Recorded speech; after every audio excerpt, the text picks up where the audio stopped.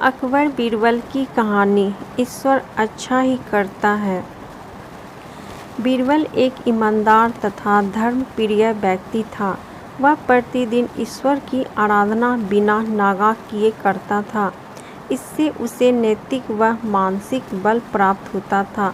वह अक्सर कहा करता था कि ईश्वर जो भी करता है मनुष्य के भले के लिए ही करता है। कभी कभी हमें ऐसा लगता है कि ईश्वर हम पर कृपा दृष्टि नहीं रखता, लेकिन ऐसा नहीं होता। कभी कभी तो उसके वरदान को भी लोग सांप समझने की भूल कर बैठते हैं। वह हमको थोड़ी पीड़ा इसीलिए देता है ताकि बड़ी पीड़ा से बच सके। एक दरबारी को बीरबल की ऐसी बातें पसंद ना आती है।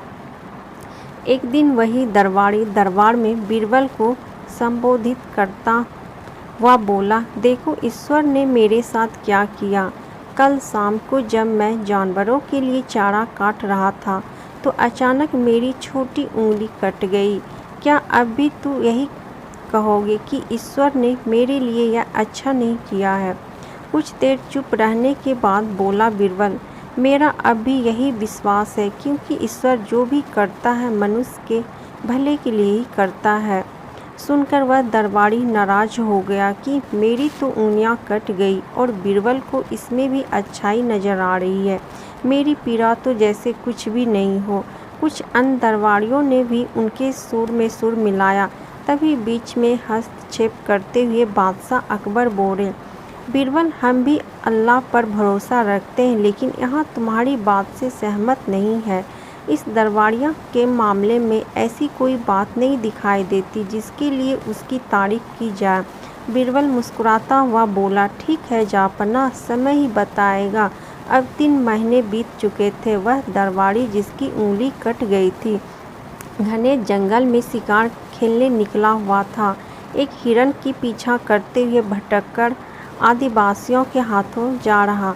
वे आदिवासी अपने देवता को प्रसन्न करने के लिए मानव बलि में विश्वास रखते थे। अतः वह उस दरबारी को पकड़कर मंदिर में ले गए बलि चढ़ाने के लिए। लेकिन जब पुजारी ने उसके शरीर पर निर्धन किया तो हाथ की एक उंगली कम पाई। नहीं, इस आदमी की बलि नहीं दी जा सकती। मंदिर का पुजारी बोला, यदि 9 उंगलियों वाले इस आदमी को बलि चढ़ा दिया गया तो हमारे देवता बजाय प्रसन्न होने की क्रोधित हो जाएंगे। अधूरी बलि उन्हें पसंद नहीं है। हमारे महामारियों, बाढ़ या सूखे का प्रकोप झेलना पड़ता है, इसीलिए उसे छोड़ देना ही ठीक होगा। और इस दरबारी को मुक्त कर दिया गया। अगले दिन वह दरबारी दरबार में बीरबल के पास आकर रोने लगा। तभी बादशाह भी दरबार में आ पहुँचे और उस दरबारी को बीरबल के सामने रोता देखकर हैरान रह गए। तुम्हें क्या हुआ, रो क्यों रहे हो? अकबर ने सवाल किया। जवाब में उस दरबारी ने अपनी आप बीती विस्तार से कह सुनाई। वह बोला, अब मुझे विश्वास हो गया कि ईश्वर जो भी करता है मनुष्य के भले के लिए ही करता है।